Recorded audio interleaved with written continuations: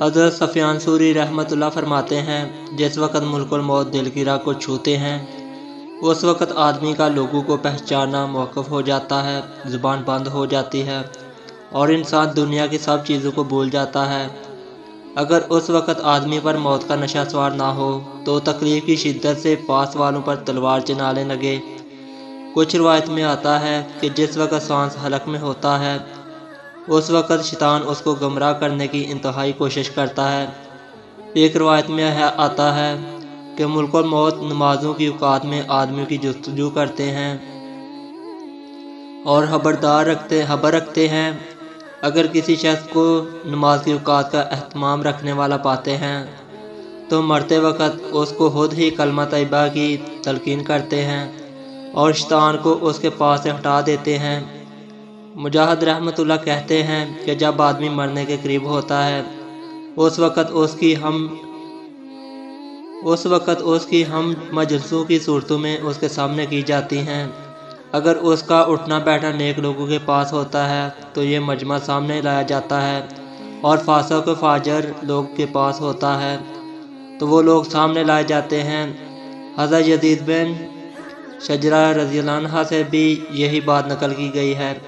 ربی ایک عبادت گزار آدمی بصرہ میں تھے۔ وہ کہتے ہیں ایک شخص مرنے لگا، لوگ اس کو لا الہ کی تلقین کر رہے تھے اور اس کی زبان سے نکل رہا تھا، شراب کا گلاس تم بھی پیو مجھے بھی پلاؤ، تم بھی پی مجھے بھی پلا۔ اسی طرح اس شخص کا انتقال ہو رہا تھا تو لوگ اس کو لا الہ کہتے تھے اور وہ کہہ رہا تھا 10 روپے۔ اس کے بالمقابل جن لوگوں نے مرنے کی تیاری کر رکھی تھی وہ دنیا میں موت کو یاد رکھتے تھے، اس کے لیے کچھ کارنامے کر کے رکھے تھے۔ ان کی موت ایسی ہی تھی جس کو حضور صلی اللہ علیہ وسلم نے مومن کا تحفہ بنایا ہے۔ حضرت بلال رضی اللہ عنہ کی وفات کا وقت قریب آیا۔ ان کی بیوی کہہ رہی تھی ہائے افسوس تم جا رہے ہو، اور وہ کہہ رہے تھے کیسا مزے کی بات ہے، کیسے لطف کی بات ہے، کل کو دوستوں سے ملیں گے، حضور اقدس صلی اللہ علیہ وسلم سے ملیں گے، ان کے ساتھیوں سے ملیں گے۔ حضرت معاذ رضی اللہ عنہ کا جب انتقال کا وقت قریب تھا تو فرمایا اللہ تجھے معلوم ہے کہ میں دنیا میں زیادہ دن رہنا چاہتا ہوں، مگر نہ اس وجہ سے کہ مجھے دنیا سے محبت تھی، نہ اس وجہ سے کہ یہاں نہریں اور باغ ہیں گاؤں ہیں، بلکہ اس وجہ سے کہ میں گرمیوں کی دوپہر میں روزے کا لطف اٹھاؤں اور دین کے لیے مشقت میں اوقات گزاروں اور نیک لوگوں کے حلقوں میں شریک ہوا کروں۔ حضرت سلمان رضی اللہ تعالیٰ عنہ کا جب انتقال ہونے لگا تو وہ رونے لگے۔ کسی نے کہا کہ رونے کی کیا بات ہے، تم جا کر حضور صلی اللہ علیہ وسلم سے ملو گے۔ حضور صلی اللہ علیہ وسلم کا وصال اس حال میں ہوا کہ تم سے راضی تھے۔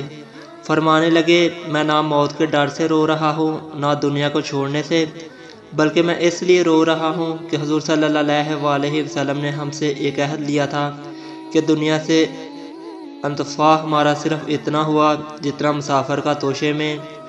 اس عہد کو پورا نہ کر سکا، لیکن جب ان کے گھر کا سامان دیکھا گیا تو 10 درہم سے کچھ زیادہ تھا۔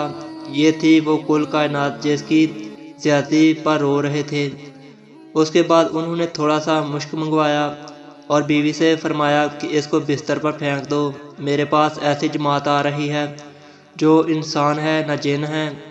اللہ تعالی ہمیں بھی ایسی زندگی گزارنے کی توفیق عطا فرمائے جب ہم اس دنیا کو چھوڑ رہے ہوں ہمیں کسی بھی قسم کا رنج و ملال نہ ہو، بلکہ اپنے رب سے ملاقات کا شوق ہو۔ آمین یا رب العالمین۔